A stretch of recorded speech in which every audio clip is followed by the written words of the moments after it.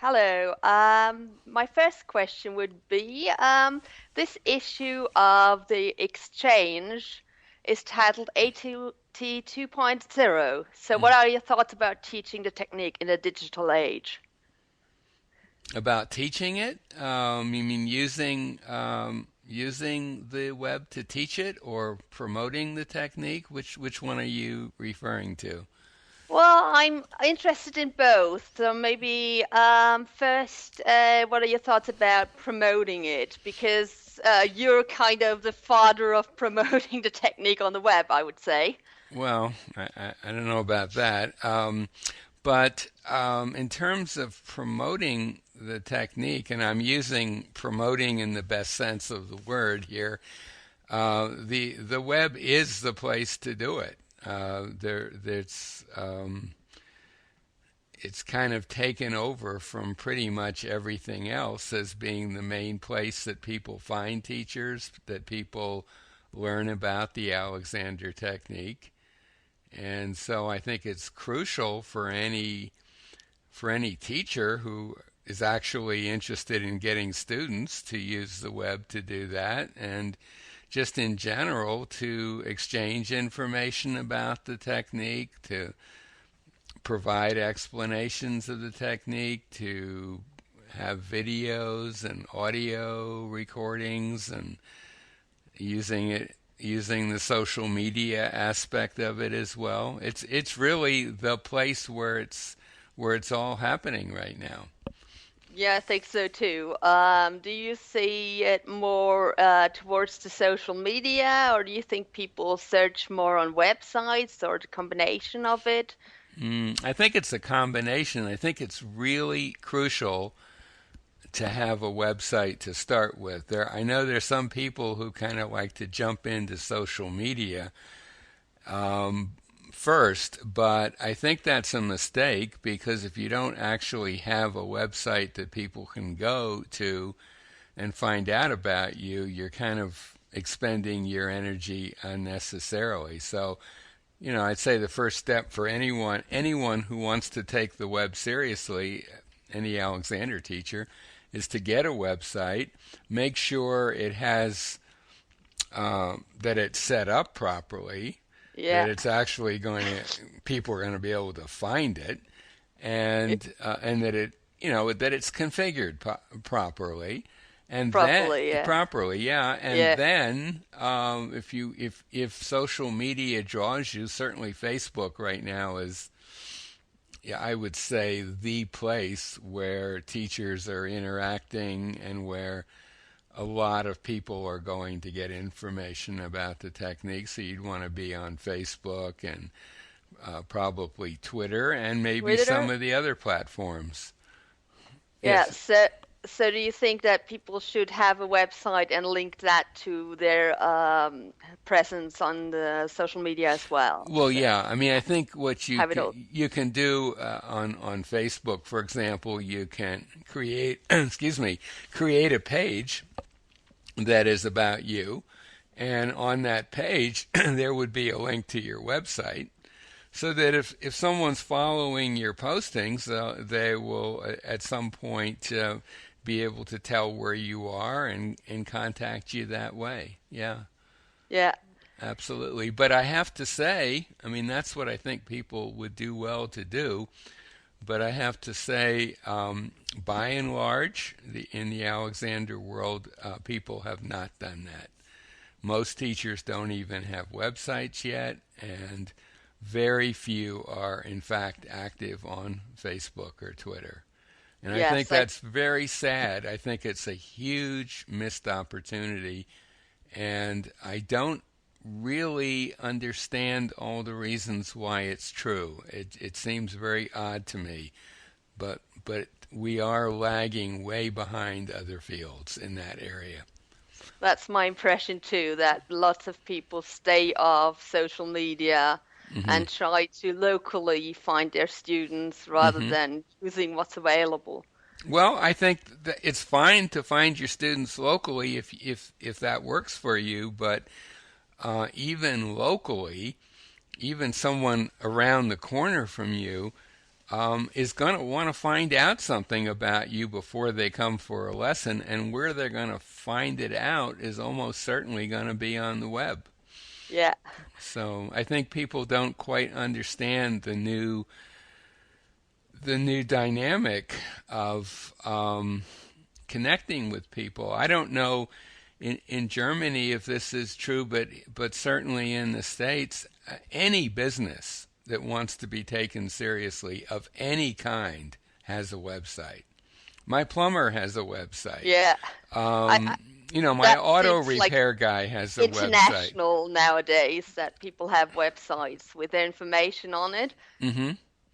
So And I think, and not having a website is almost it's a statement that I don't want to be visible, and I yeah, don't want people to know about me. Which maybe if you're an Alexander teacher and you have all the students you want, or you're working in a university setting or something where you just don't want people calling you or emailing you, you could argue it makes sense not to yes, have a good. website, but there are very few teachers in that category, and most teachers who complain about not having enough students, the first thing I ask them, well, what's up with your website? Oh, I don't Yeah, have one yet, and it's that's what I see yeah. anyway.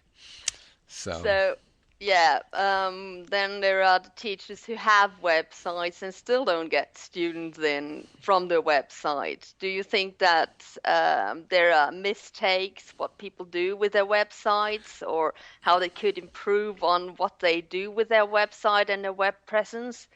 yeah, I think the problem is that some people who have kind of got it that they need a website have not got it that they need it to be reasonably attractive, that it needs to have certain it needs to conform in a way to certain basic design standards that are out there. It needs to be very easily navigatable from one page to the other. Yeah, It needs to here's what I see a lot. A huge number of teachers don't even tell you where they're located.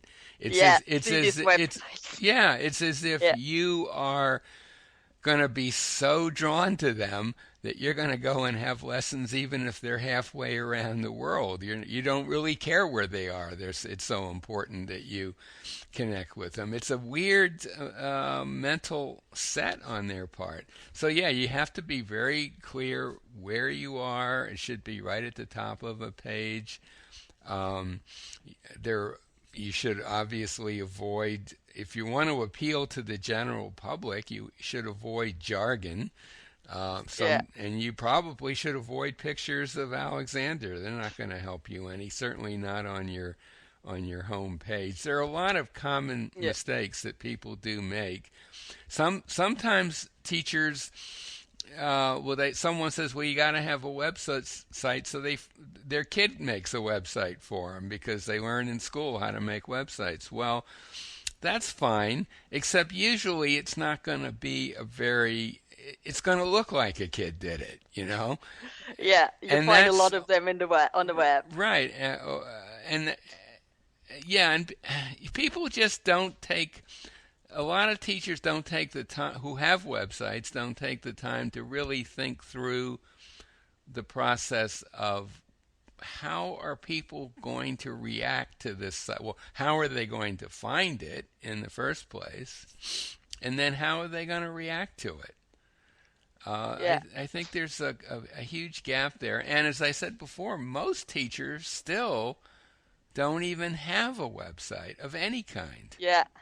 So So no one can actually find them except maybe on a teacher's list somewhere, maybe, but that if isn't they're lucky. really, yeah, Yeah, that's not really how it happens yeah, these days. Yeah, yeah. yeah. So, So a personal business website showing where they are, what they do, and then that's also very appealing to the public mhm. rather than just jargoning and showing a picture of Mr. Alexander and maybe even having that wonderful strangling picture on it.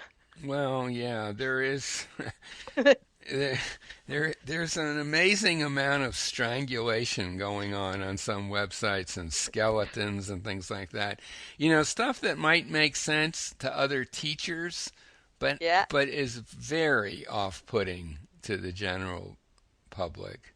And yeah, the other thing is, I think it's really worth saying, is that I think a lot of teachers have a huge misconception about how much money they need to spend on this. yeah. I know teachers that have spent thousands of dollars on websites. I find it hard to imagine spending that kind of money. Me A too. few $100s, and you can have a beautiful site. Yeah, Usually, when you start spending a lot more than that, it almost always makes it worse because your web designer adds all kinds of bells and whistles that actually get in the way. yeah, So simple, attractive, good use of language, pictures were appropriate, no skeletons, no pictures of FM on the home page, yeah. um, location, basic things, a few basic things, and making sure it's properly linked so that you exchange links with the appropriate sites, your Yeah. professional society, if there's one in your country, other Probably also teachers. your site. It wouldn't hurt, yeah. I mean, the directory I have is in fact the place I think most people originally go. It's the web is all about linking. It's all Yeah, about linking. Yeah, definitely. yeah, Because there's loads of good resources out. So when people link to it, then it makes the web pages even more attractive, I think. absolutely, Yeah. absolutely. So, yeah, I think that's great advice in terms of websites Hmm. and online presence for Mm. teachers. Mm-hmm. So I've seen that you also use Skype for teaching. So you also use the web for teaching or coaching. So I was wondering how you go about that, or what your experiences about that are. Right. Well, I stumbled into that because I'm located in an area where there are very few teachers, and it's a very there are lots of people who live in my area who are quite far away from any teacher. And people started. I originally started even before Skype, actually just using the phone and talking to people. And I found that with some people, I could give them some basic Alexander ideas about directing, and they could apply it to themselves, and they could make useful changes. And some of them would be people who would have very occasional lessons, or who might go to a Yeah, workshop or two, that kind of thing. But I think with Skype, it's even more effective because you can see the person and they can see you. Obviously, you don't have hands. Um, and there's a big dispute now, or debate, let's say, in the Alexander world about whether not, if you're not in the same room with a student, are you actually teaching the Alexander technique? It's who knows? I don't. yeah, I make it very clear to people that this is not the same as a traditional Alexander lessons. But I have to say, I found that um, I've been able to help a lot of people, and a lot of people who would never ever be able to get to an Alexander teacher. Most of my current Skype students are in Southeast Asia, and ah, for some bizarre reason, Croatia.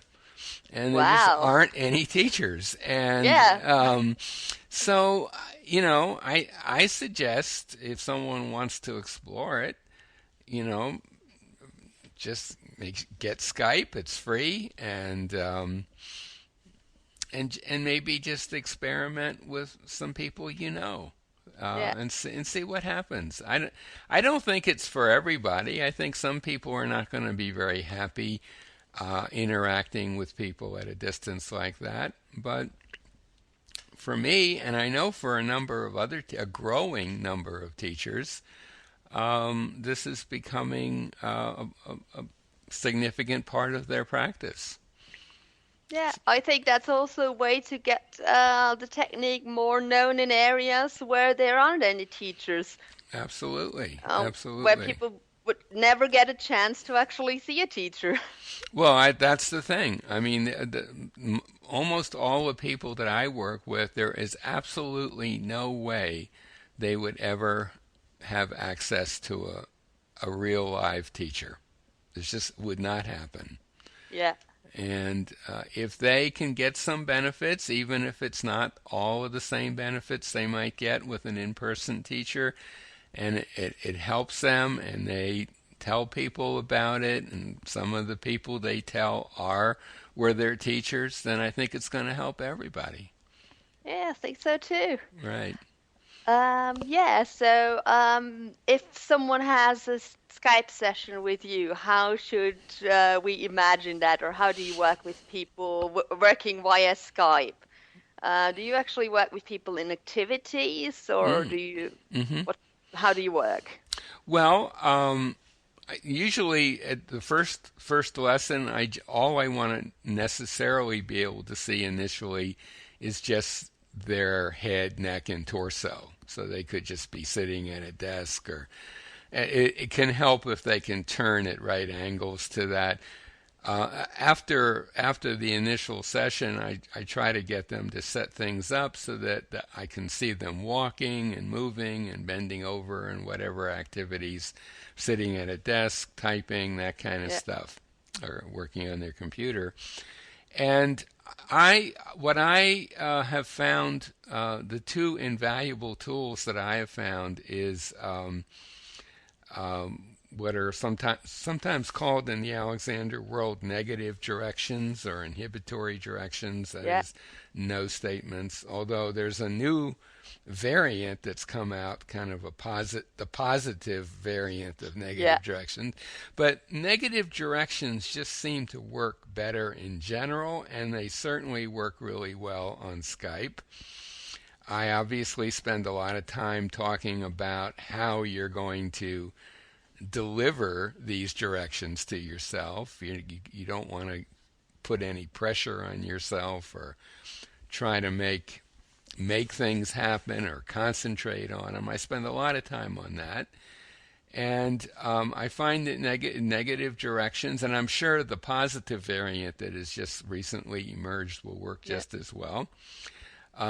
That, and I combine that with some work I've developed called Up with Gravity, which is not strictly speaking the Alexander technique, although I think it's totally compatible with it and can Yeah. be combined with it, where it's basically about utilizing information about your center of gravity, where it is, and how to use that to move more efficiently.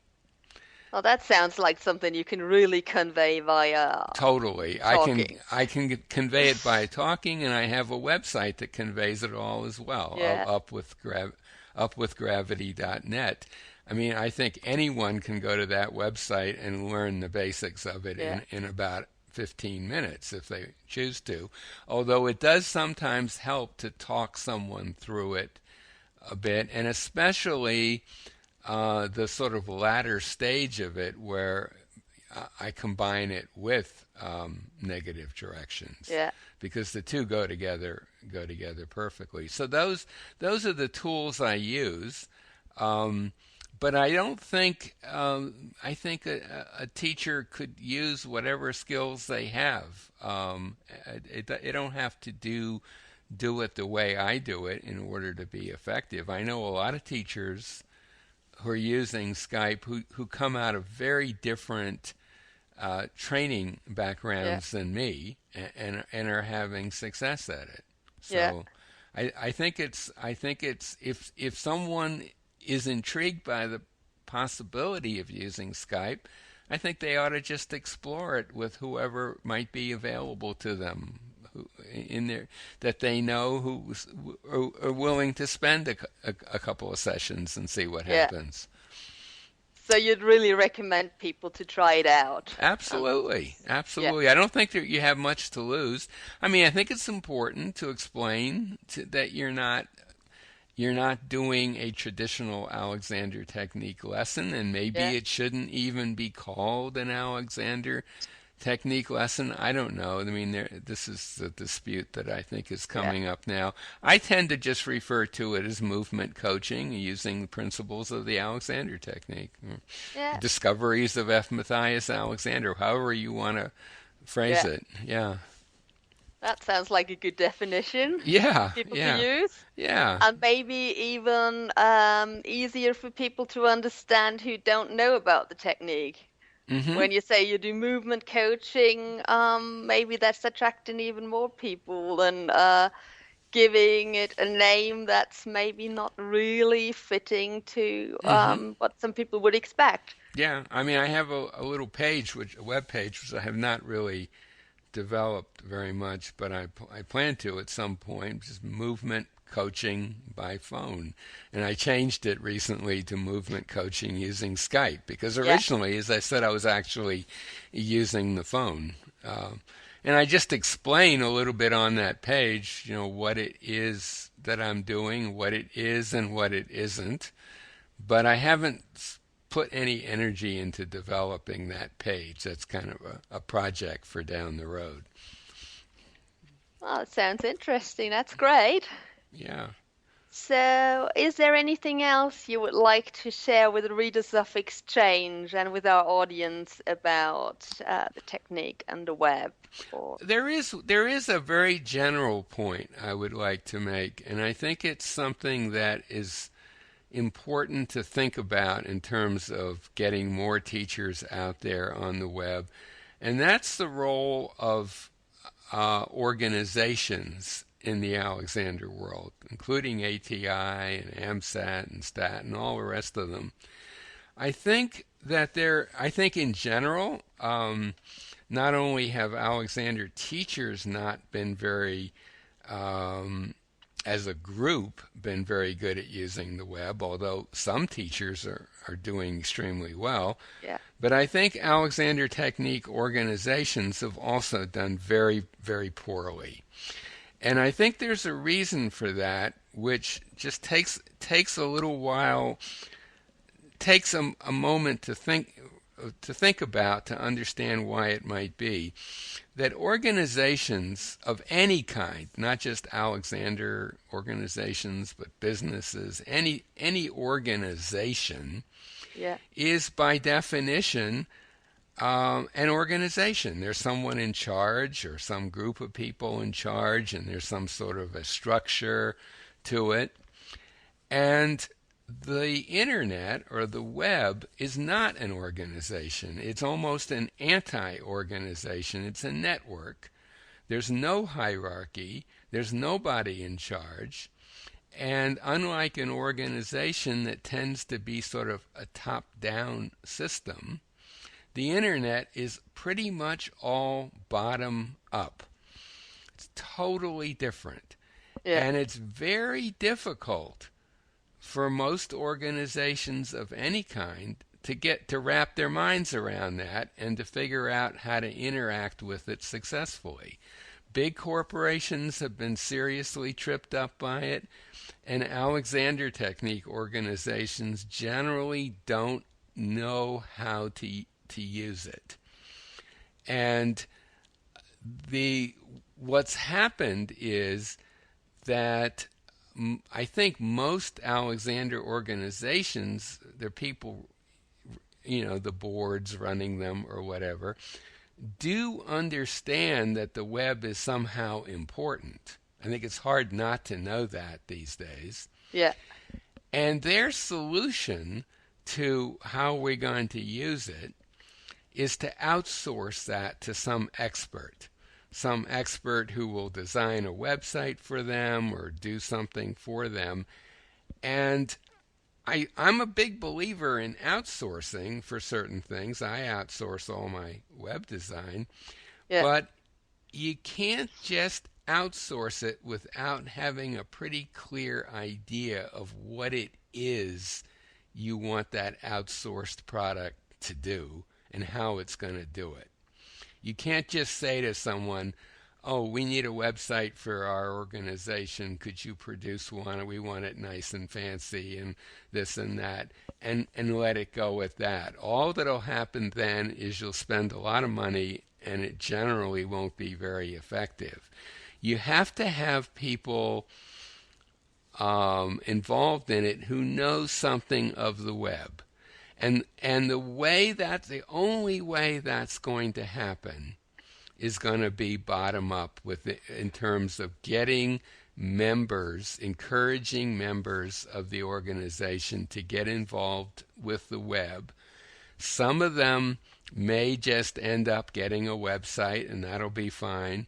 And some of them, once they start seeing how useful a website is, they might say, "Oh, maybe I should be on Facebook too," or "I've got a student who's making videos. Maybe I should get that student to do a little video of my teaching and put it on my website and put it on YouTube," Yeah. or whatever. But it has to come from the bottom up.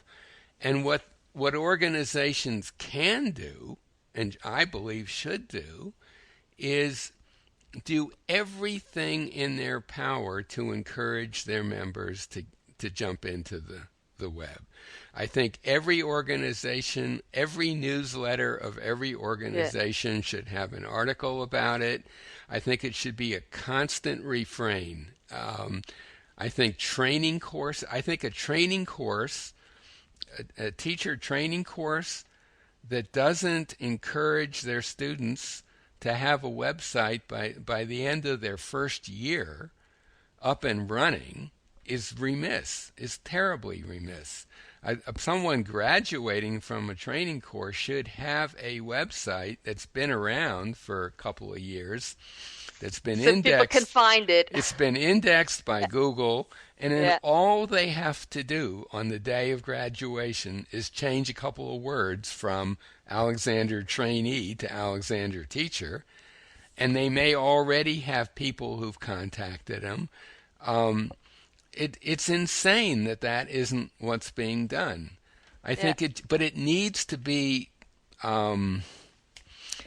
It needs to be systematic and consistent and constant to get people to just say, to make it clear over and over again, you've got to be on the web if you're going to be a successful teacher. Otherwise, you're going to be a teacher who has a couple of students a week or something like that, and you're going to have some other job, or you're not going to really be successful at teaching. Yeah, I think that's a clear message to the people out there to get started if they haven't yet, and get involved in the web, and the organization also to get involved in encouraging the members to be involved in the web. I think that is the way to go. I think organizations have a crucial role, and their role is to get their members up to speed in terms of what the web's all about. And then some of those members are going to end up being on the board and will be able to make intelligent decisions. That's how I see it. Yeah. Yeah. So I think that's clear, yeah. That's a good thing. That would be a wonderful thing. That would be a wonderful thing for everybody. Yeah. If that were to happen. And hopefully, I think at some point it will, but it's just taking an awfully long time. And I wish that process could be speeded up, because really, the other thing I would say very briefly is that the web is constantly evolving, and what's going on is that we have a really sharp digital divide in the Alexander world between the relatively few teachers who are very comfortable on the web using it creatively, and the vast majority that are completely puzzled by what's going on. And that divide is actually getting wider every year right now Yeah. because there's more stuff happening on the web that people just don't know about. And so that's why I think organizations need to take a bottom-up approach to the web if they want to be successful ultimately in helping get the word out there about the Alexander technique. And I would guess that old F. Matthias himself, he'd be tweeting every morning. He'd have videos on YouTube. He'd certainly have a website, and he would be using this as much as possible. That was in his nature. He was Yeah. so it's not like this is some break with tradition. This is just using what's available constructively and creatively. And I think that's the key thing that organizations should be looking at, as well as individual teachers. No, that's So, definitely the key. yes. So Yes. So well, I think this might be a good place to end our conversation. I What do you think so think? too. Yeah. Okay. Well, I think thank you that's so great. much for I'll